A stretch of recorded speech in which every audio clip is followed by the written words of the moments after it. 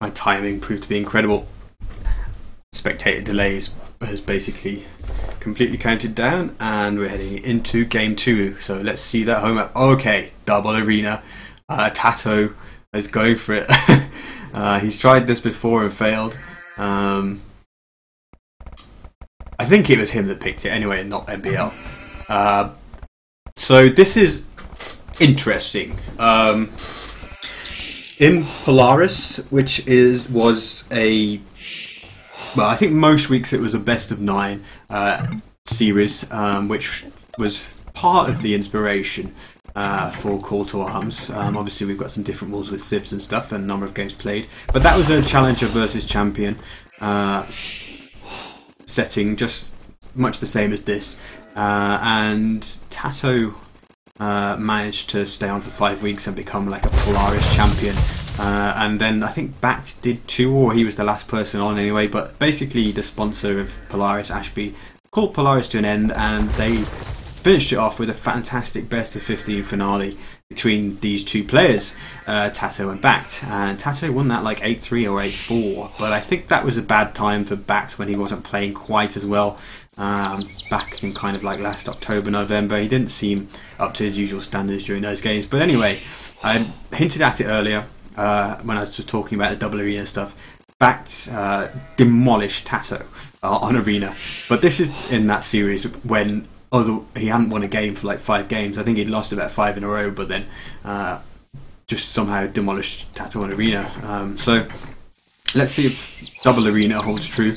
Obviously, in that, with the free choice of civs in that match, we saw a Meso War. I think it was Aztecs for BacT versus Mayans for TaToH, but here neither player can choose those civs, so we see Spanish being picked for BacT in the red here to the south of the map, and we see Turks being picked for TaToH by TaToH in the north of the map in the blue.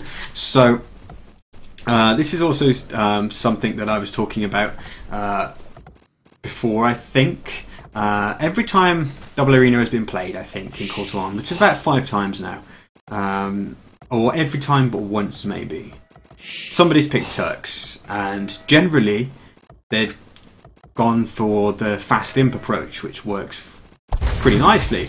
Okay, really mind, but I can continue to talk about what I was about to say.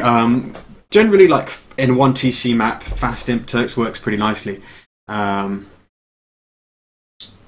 then the thinking for a double TC start is, well, normally when I do fast imp, I can afford some bombard cannons and some hand cannoneers, but not many. And like I kind of have to make it work, and I don't have much of an economy. Like my economy sucks, and I better do the damage. However, on a double TC start, you can fast imp in an even faster time with even more economy. So does that mean my fast imp is going to be twice as strong? Well, the way it's turned out thus far is that every Turk fast imp on double arena has failed, I think. And basically, the player who has gone up a bit later, even regardless of the civs, but it's been most notable with Turks, the player who has gone up later with a bigger economy has won the game, and the fast imp push has failed, because I think that what you gain in going up faster just doesn't pay off, because the player is able to get to a fully boomed economy within a couple of minutes window, where normally you'd have longer to inflict your damage with the fast imp. And it just doesn't seem to have the same power. So what I wonder is if TaToH's going to do that, or if he's going to just go a little bit slower and then use the fact that the Turks are just strong in Imperial Age anyway. Because you don't have to fast imp with Turks, it's just that everybody who's picked Turks on double arena so far has tried to. You could just imp a bit slower with a bigger eco to back up a strong Imperial Age push.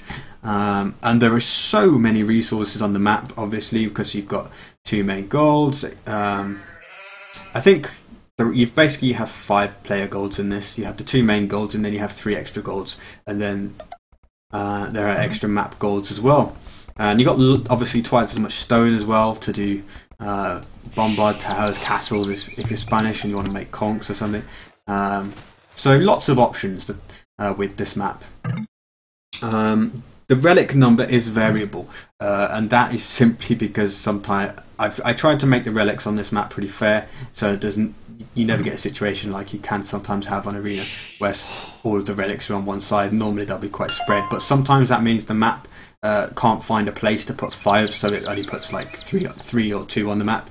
But as we see, 2 are closer to BacT, 1 closer to TaToH, and they're kind of out in the middle. But with only 3 relics on the map, and with it probably going to be 2 for 1 and 1 for the other, they shouldn't have the decisive impact that relics do on Standard Arena. Standard Arena, so often players are going to send monks out really early, prioritise the relics because they're so important. Here they're a nice bonus, but when you've got 5 main golds and you can come out, 2 main golds, 3 extra golds, and then you can come out and get the extra golds on the map as well. They don't have so much impact on the game. So taking a look at the civs, like BacT has gone for Spanish, so he could just go with more of a castles approach if he wanted to. Conks, fast imp, push with trebs, that's an option. We could see both players trying something of a sort of fast imp here. See people talking in the chat and saying, talking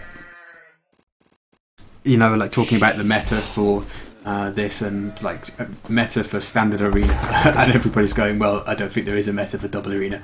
It probably isn't. I think because you're able to put together an economy so quickly, as I was saying before, it does end up being a kind of, basically we get to the post-Imperial Age fairly quickly, and then it's just a post-imp fight between the 2 civs. Both of these civs obviously very powerful in that situation. Turks being one of the most powerful on the a more closed map in the Imperial Age, but Spanish is certainly not shabby.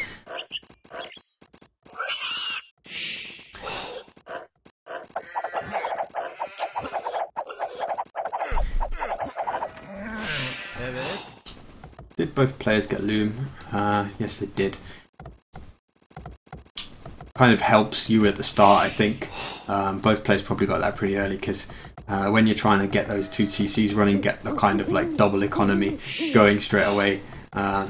If you can just have one less villager popping out of your TC for a little longer, and it also guards against absent-mindedly losing 1 or 2 villagers to boars and stuff, because you're not able to devote anywhere near enough attention to luring the boar as you would normally. Let's have a little look at the maps. It's not going to be massively crucial because there are resources everywhere within the players' bases, but potentially of note is that TaToH's 2 main golds are a little bit forward. They're not at the edge of the walls by any means. This one is probably the closest. But he does have extra gold in the back. The BacT, a little bit more forward gold. He's got 2 close to the walls and a stone mine. So if TaToH goes really aggressive, then BacT could find himself losing access to some of that forward gold. But he does have a big main pile in the back. And even some of the extra golds have fallen really close to his base. Likewise for TaToH as well. But this one in particular is really sheltered. BacT can just do a little bit of walling across here and make his whole base a lot bigger, actually. Wouldn't be surprised to see him doing that. For now, both players keeping up with their villager production more or less. We see TaToH jumping 2 ahead, but I imagine BacT is ready to just pop out 2 vills and he'll be caught up. So TaToH just an absolute tiniest moment ahead.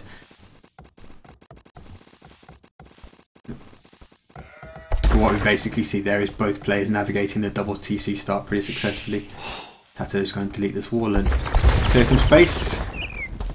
Successfully scouted his arena. I'm reminded of TaToH versus Chris in Masters of Arena, with the controversy over that, when TaToH had a map like this where it just went through here and was open to the rest of the arena, and he didn't realise. There was quite a lengthy debate over that, and then TaToH ended up not finishing his games because he couldn't re or something. or you read outside the time.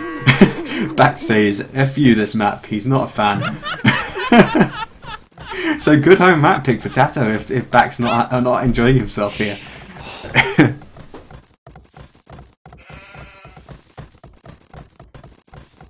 Yeah, this is blood mod, extra blood mod. It's on a Voobly game mod. And the extra golds, so just to clarify, because there are some questions, there should be 2 main golds, and then the extra golds have 5 tiles, and then the extra map golds have 3. Looking for TaToH, like he's got two main, and BacT's got 2 main, 2 secondary, BacT's got two secondary, so basically the same for both. So you've got 26 tiles of gold to work with that belong to you, I think, and then the extra map ones as well, plus 2 main stones and 2 secondary stones.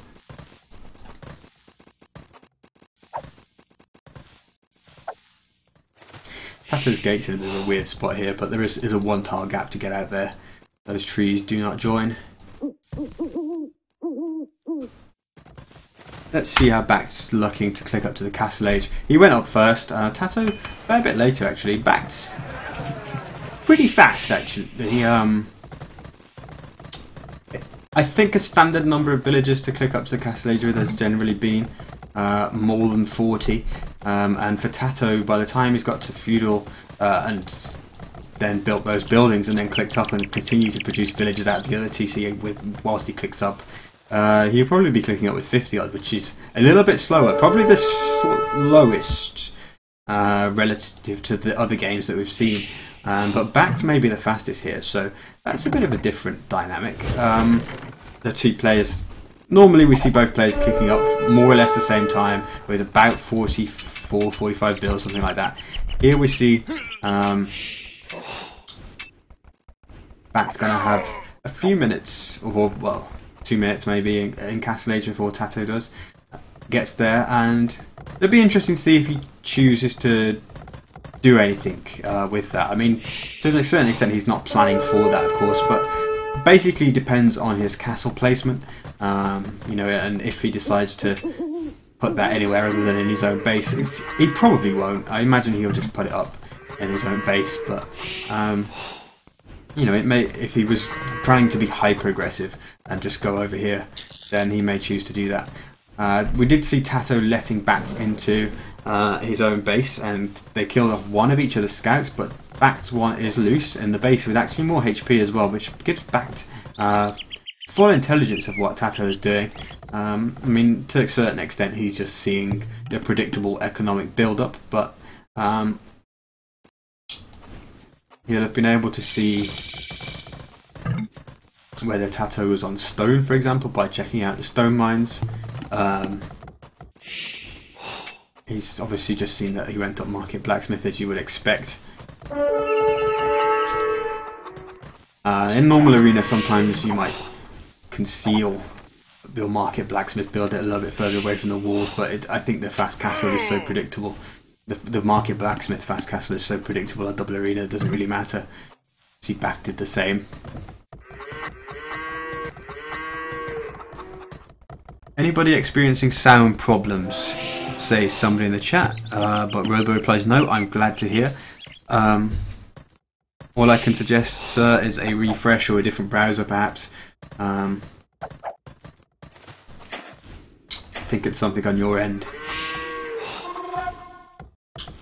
So TaToH about to hit the castle age with 4 villagers extra. Not much in the grand scheme of things, but it's something.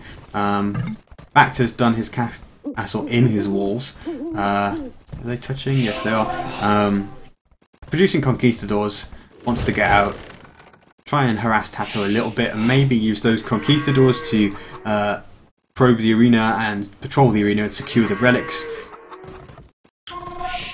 No monastery being built for him just yet, by the looks of it. But he will just go out and get some map control with those conquistadors, maybe see if he can pick a villa or 2 at the walls. But TaToH has fast imped, so there we go. He's trying to do it.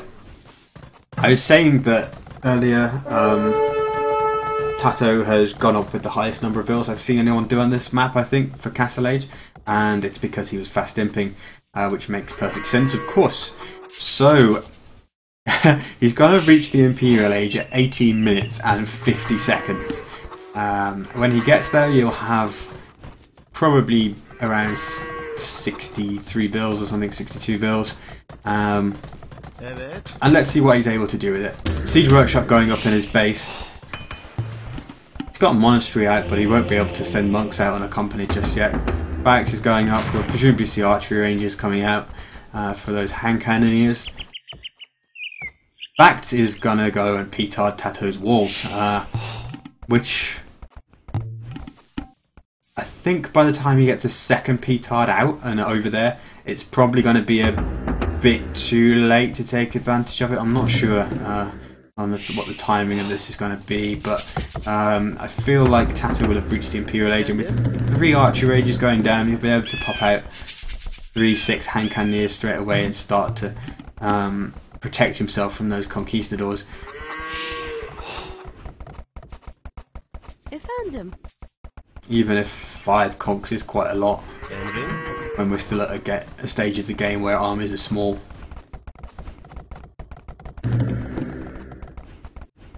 Second petard is arriving for BacT now. Gonna go through his point of view, look at his resources. He's on 800 food and around 200 gold, so a long way from Imperial Age just yet. He's just now getting gold mining. TaToH, as if by sixth sense, has fully walled himself within his own base now. What I wonder is if he saw the petard or a petard at all. Didn't manage to check that out, but he's completely re-walled within his own base. It may be that, you know, it's just good practice to do that, and that's why he's ended up doing it. But the timing was perfect. Those conquistadors won't be able to achieve much, and besides getting some sight on what TaToH's doing and getting in and at least maintaining a presence in the area of these goals for now, BacT hasn't achieved too much with the resources spent on this. TaToH with 1, 2, 3 archery ranges all producing hand cannoneers, starting to getting up to about 10 already. He'll soon have enough to take on these conquistadors, but he's not keen to waste them because they're going to be forming part of his push. Bombard cannons coming out as well.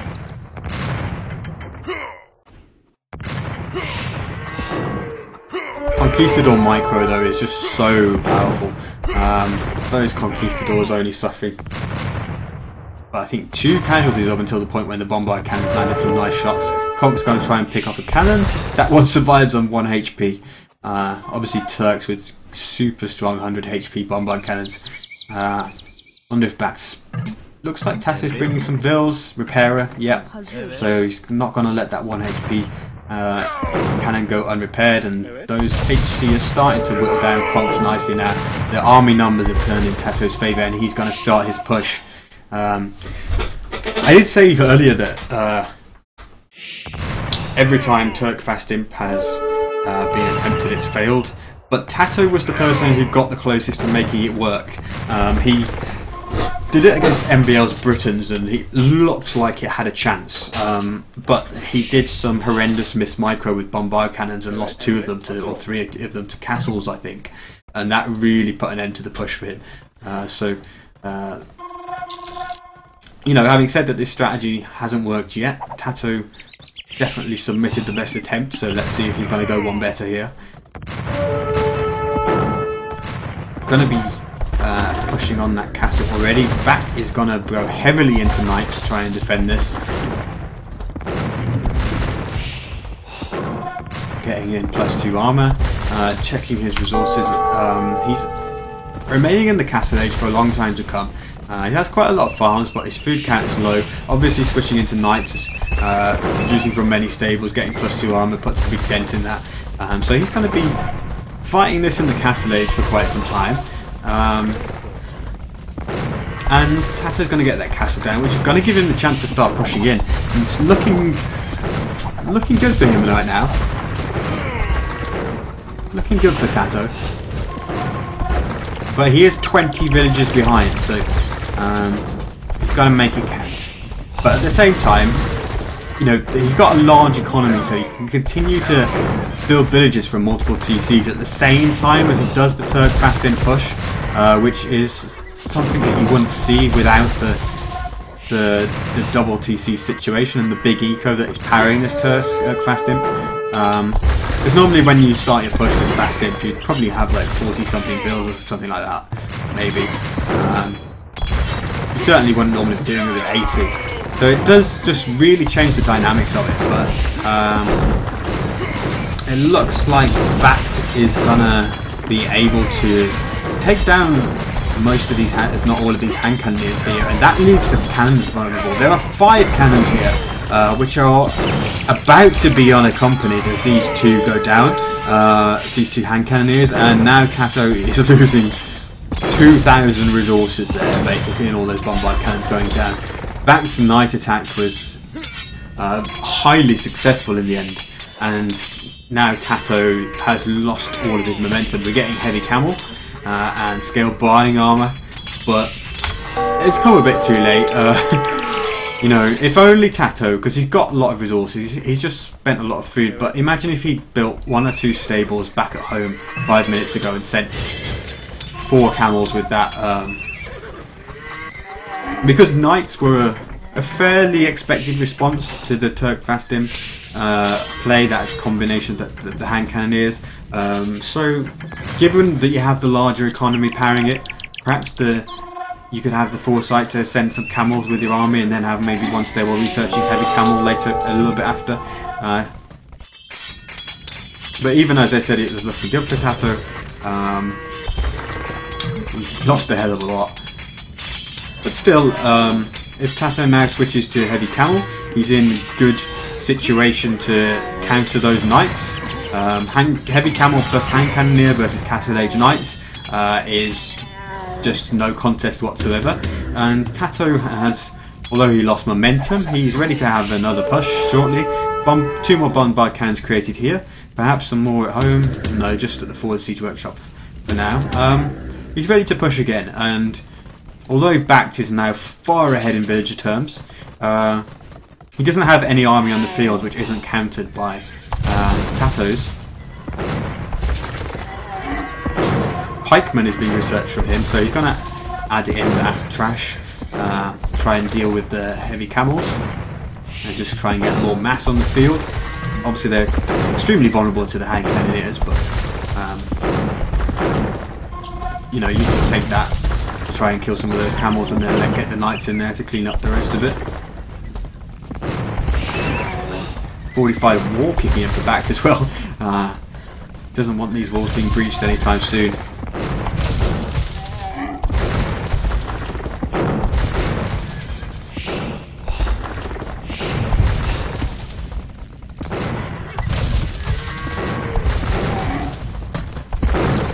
And that castle, I think, despite BacT repairing it with a lot of vills, it's poised to go down. We're seeing 1 more cannon coming out, which should be the end of the castle. There we go. And TaToH may well try and go in and get those vills before they retreat, but BacT runs them away just in time. Imperial Age is kicking in for him right now.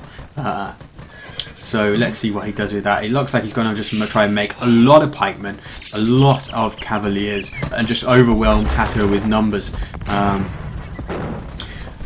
It's going to be a tough fight, because obviously TaToH has the counters in there, but BacT with 50 villagers more now may be the one who has the greater mass to fight this.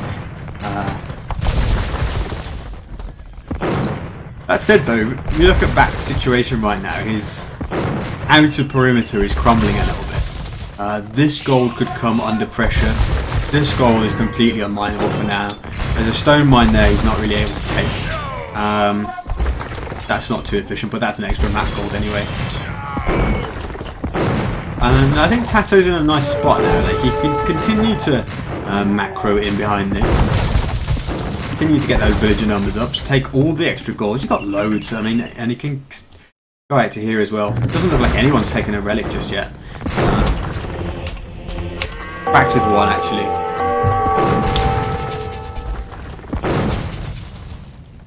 Here we see BacT going for a flanking manoeuvre on the hand cannoneers, trying to catch those out of place. But the heavy camels are right there, and that's a lot of heavy camels.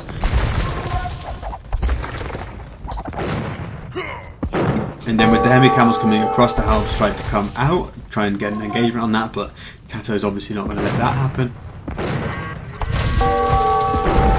Doing a good job of just laying siege to BacT right now without really putting himself in any peril.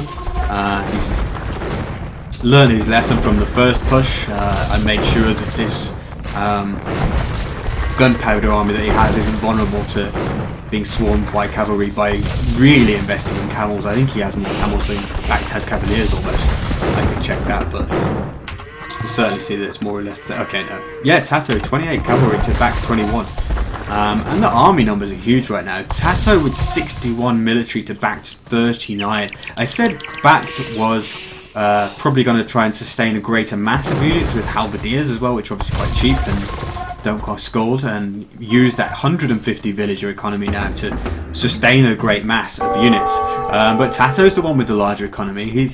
BacT's waiting for Paladin. This is quite funny. It's going to be two TCs go right next to each other. Wonder if TaToH will garrison and kill those villas building BacT's TC. Just going to flick back down here for now to see this engagement coming together. The Halbs are against the camels, which is fine, but they're being just cut down by hand cannoneers. Well, most of them are on stand ground out of range, which isn't helpful, but they take the fight easily anyway, those hand cannoneers. Once the Halbs move like into a position where they're statically engaging the camels, the hand cannoneers can just rip them up. BacT with Paladin, but nothing else to back it up, and with that amount of heavy camels that TaToH has, the Paladins aren't going to take this fight, especially with so many hand cannoneers in the back. Both of these TCs went up. Peaceful coexistence on the fringes of the map. Seems like the players have decided we'll be aggressive in the middle and we'll be friends on the outside. But BacT's economy is starting to really suffer now. Access to gold is a problem for him. He's almost mined out this back one here. There's about 1,000 left there. All the forward gold mines are coming under pressure. This one is nearly mined out. BacT is going to take the fight. Feels like a kind of a last stand for him. The Paladins are doing good work here, and there's a lot of heavy camels going down. And the hand cannoneers aren't managing to really rip up that army from behind like I was kind of expecting, and that went better for BacT than I thought it had a chance of doing, with the presence of so many heavy camels with hand cannoneer fire support. But nonetheless, when the dust settles from this, TaToH will have a lot more units left than BacT. But BacT has nearby stables and 2,500 gold to keep flooding.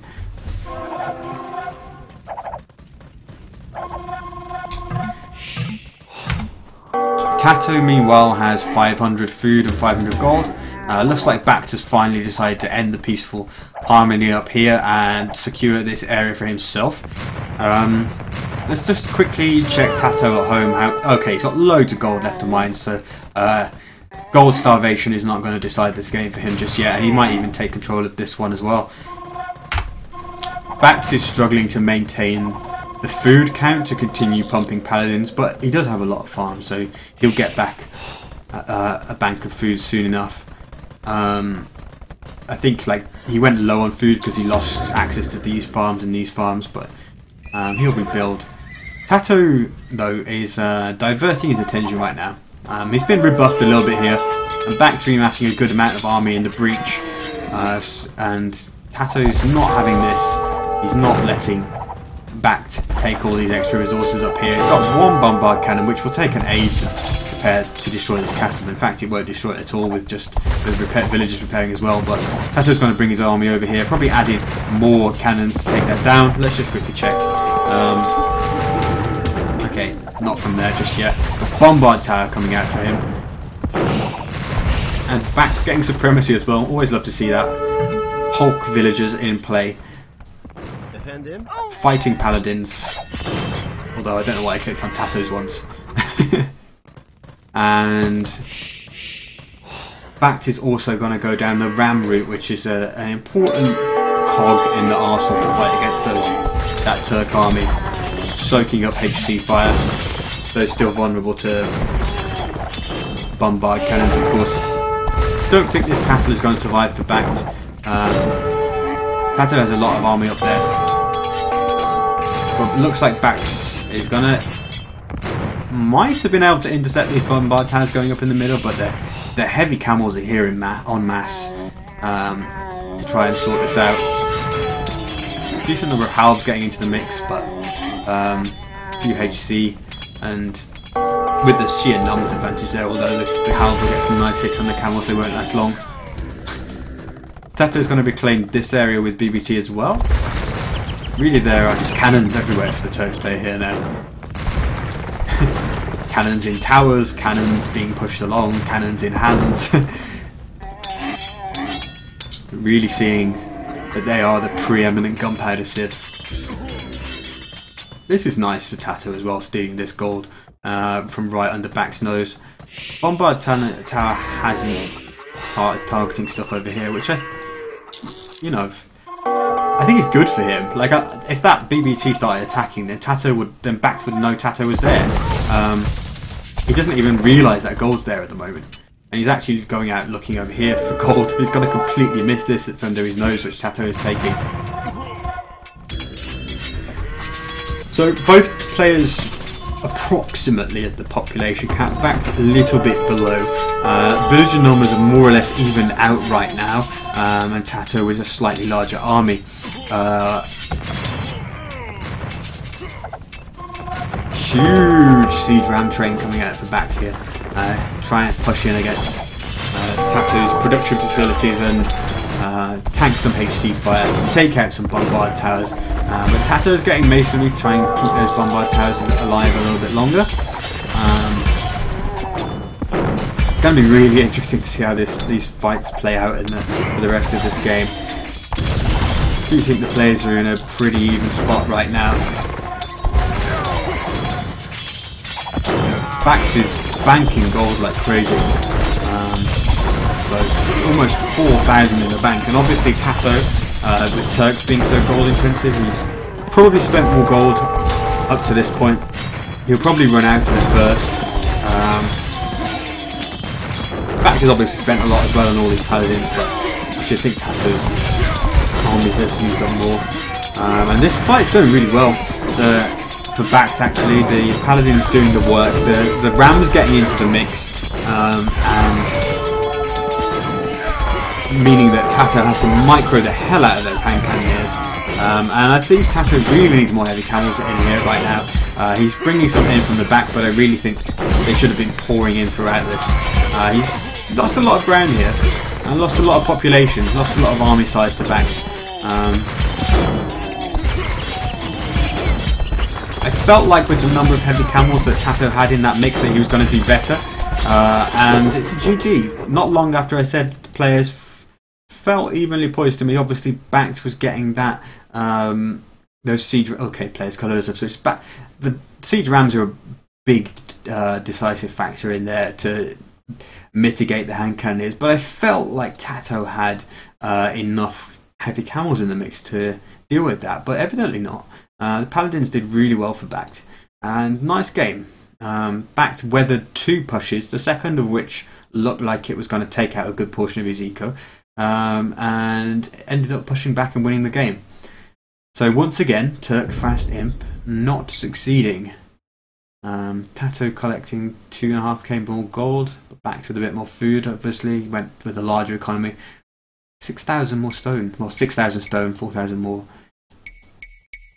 Kills to death roughly even.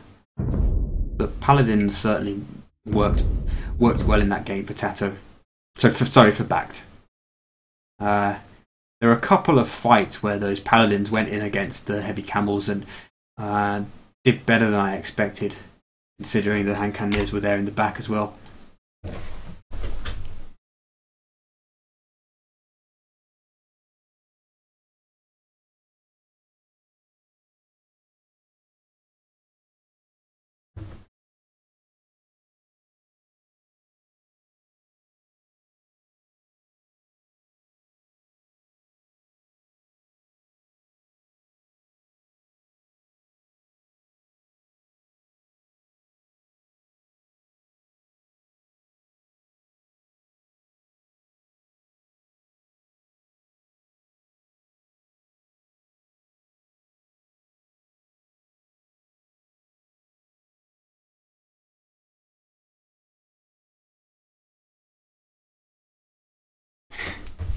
funny in the chat, people doing the BacT puns with BacT's name.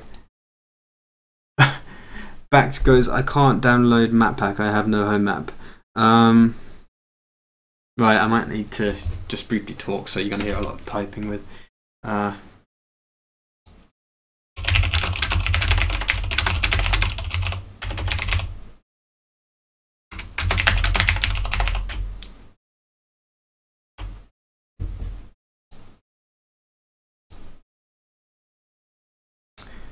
Yeah, really neat. I'm glad I've been made aware of that issue, that map pack seems not to be downloadable from Vietnam for some reason. I need another hosting mirror.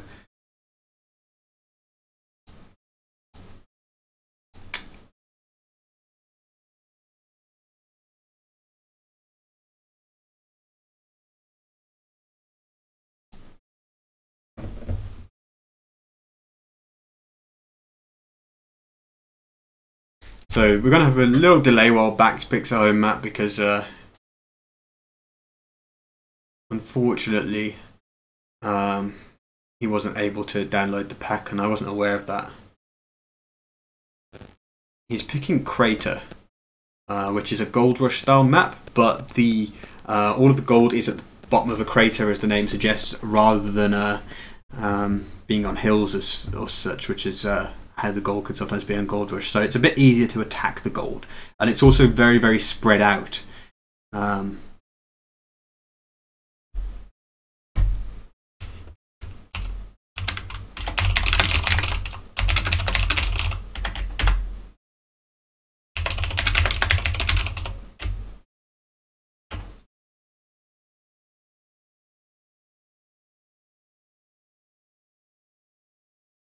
So this is a free game for BacT. This will still count for $5 extra on the prize money that each player receives for this week.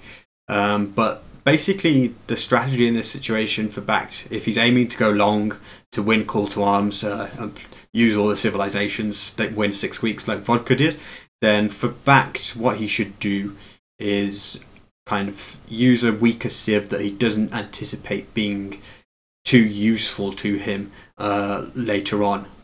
Because if you manage to win 3 weeks, you get to your 4th week, then you unlock Huns, Mayans and Aztecs to use 1 per week from weeks 4 to 6. And that's kind of a balancing thing, because by that point you've probably got like Koreans and Franks and stuff like that, which aren't so good on these types of maps in general. But then that's made up for by getting a sort of semi-free win with Huns, Mayans or Aztecs each week. If you manage to get to weeks 4 to 6 and still have some good civs left, because you've negotiated weeks 1 to 3 whilst using up some bad civs along the way, then that puts you in a much better position to go on and win the whole thing. So I'm interested to see what BacT does here, whether he plays for the short term or the long term and tries to really win this game, or just takes the long view. Last week he picked Chinese in his 3rd game, when he was already winning 2-0 on a Dry Arabia, which we saw a lot of Chinese picks in the Arabia Invitational. Chinese, very good civ overall, but I was surprised to see him use them there in what was essentially a free game for him, especially as they're a nice pick on Double Arena as well, which we've seen used as a home map for quite a few players in this tournament. Seems to be something people like. And also, they're a solid option for, very, very solid option for the Arabia style maps as well.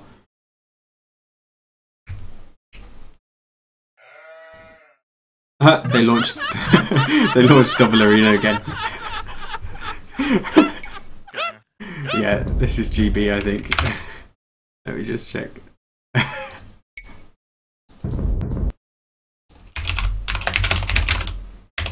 Yes.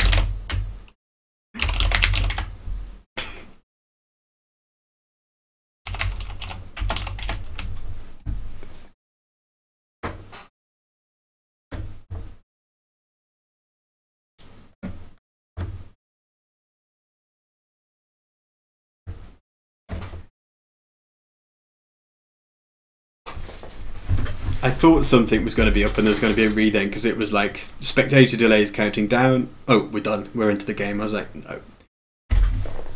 Something happened here.